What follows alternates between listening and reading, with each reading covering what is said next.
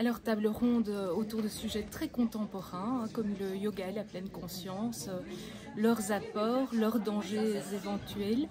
3 positions différentes et nuancées avec des orateurs qui étaient très enthousiastes par rapport à leur propre expérience et leurs observations du monde environnant, parce qu'au fond c'est ça, c'est être inséré dans la société qui est la nôtre aujourd'hui, maintenant. Cette table ronde, on a parlé du yoga, de la méditation, la pleine conscience, mais on a surtout aussi parlé de la connexion avec Dieu, que Dieu est premier dans notre vie et que le yoga peut être un moyen pour se détendre, mais que le plus important, c'est de tisser une relation avec Dieu. J'ai animé la table ronde sur transmettre la foi aux ados, est-ce que c'est une mission impossible?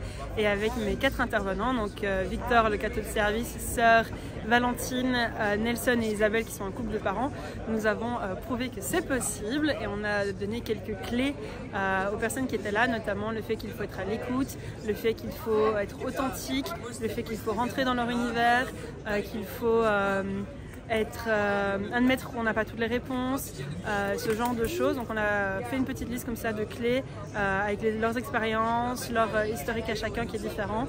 Et voilà, on a fait une sorte de petite popote comme ça et on a donné des clés au public. Congrès Mission était un événement pour moi que je trouve assez génial parce que nous pouvons profiter en ce moment-là de pouvoir témoigner, évangéliser auprès de ceux qui ne connaissent pas le Seigneur, qui ne connaissent pas ce que c'est la foi. Alors la logistique, elle se passe bien. C'est quand même depuis le mois de septembre, on est occupé à tout préparer, planifier. Et voilà, là on rend concret ce qu'on a travaillé pendant plusieurs mois. Et voilà, sans fausse modestie, j'ai l'impression que globalement ça se passe bien, les gens sont contents, les choses roulent, le matériel est là. Et donc à part des petits couacs mais liés à tous les rassemblements, franchement on s'en sort pas trop mal. Donc on est heureux. Eh ben, c'est chouette de voir autant de monde, autant de chrétiens qui se rassemblent ici à Bruxelles. C'est vrai que ça donne un peu donne plus de foi, ça fortifie un peu la foi. Je suis dans l'équipe organisatrice, j'ai trouvé une très belle idée, ce congrès mission, et donc j'ai souhaité participer. C'est un vrai banquet de famille, une belle fête de famille. Il y a plein d'initiatives, il y a plein de choses à découvrir et je vous y invite.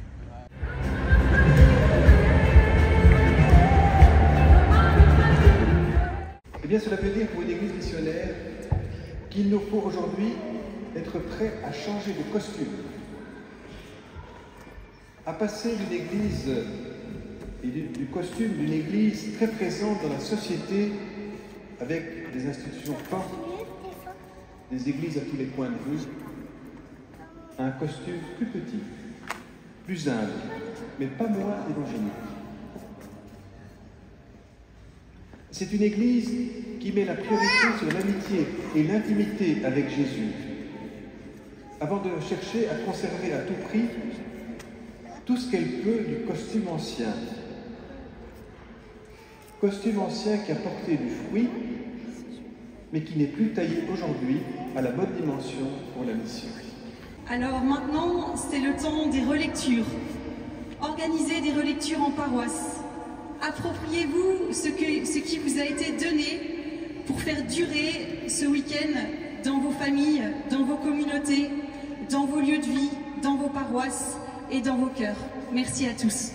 Eh bien, on rend grâce parce que c'est un événement qui nous a dépassés. On a bien travaillé, on a beaucoup travaillé.